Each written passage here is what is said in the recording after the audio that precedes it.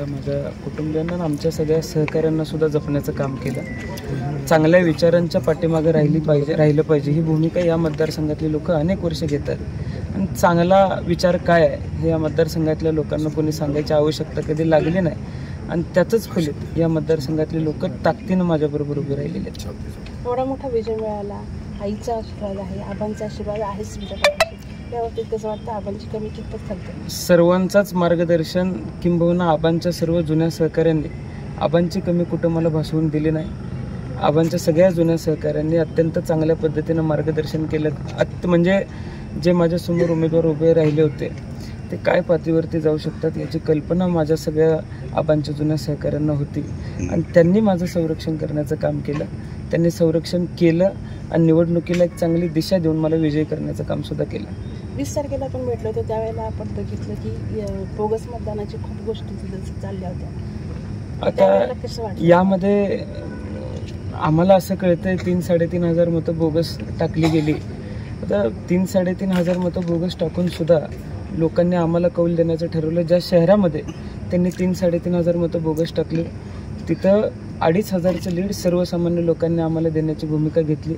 आता या मतदारसंघातल्या लोकांना अशा पद्धतीचं गैरकृत्य यापूर्वी मान्य नव्हतं, आताही मान्य नाही, पुढच्या काळातही नसणार आहे. कोरेमंकाळ नगरपंचायतीच्या वेळेला आपल्याला असा अनुभव होता की तुमच्या विरोधात सगळे स्वकीयांसह एकत्र आले होते. या वेळेला कसा अनुभव होता? यावेळेला सुद्धा सगळे एकत्र विरोधात होते, पण सर्वसामान्य लोकांनी, जनता आमच्याबरोबर होती. आम्ही त्यांच्या विचारांच्या मार्गदर्शनावरती जायचा निर्णय घेतला होता आणि लोकांनी आमची निवडणूक हातात घेऊन निवडून आणली. 25 वर्षानंतर एकालाही शिल्लक ठेवणार नाही असं सांगितलं. असं मी विकास कामांच्या बाबतीत बोललो होतो, मी MIDCच्या मुद्द्यावर बोललो होतो, मी पाणी प्रश्नाच्या मुद्द्यावर बोललो होतो आणि मी कवठेमंकाळ शहराच्या पाणी पुरवठ्याच्या स्कीमच्या बाबतीत बोललो होतो. मी 25 होण्यापूर्वी मी ही तिन्ही कामं मंजूर केलेली आहेत आणि ही तिन्ही कामात चालू आहेत. तुम्ही निवडून आल्यानंतर आता कायदा व सुव्यवस्थेची काय परिस्थिती राहील? कायदा व सुव्यवस्था अत्यंत चांगल्या पद्धतीनं मतदारसंघामध्ये राहील.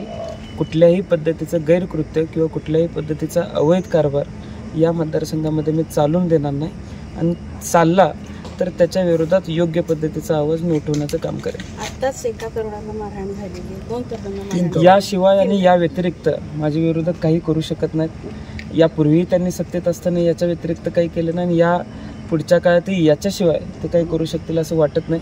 पण यांनी तो गैरसमज पुढच्या काळात बाजूला ठेवावा. अशा पद्धतीचे गैरकृत्य, गुंडगिरी कायद्याच्या मार्गाने आम्ही मोडून काढल्याशिवाय स्वस्थ बसणार नाही.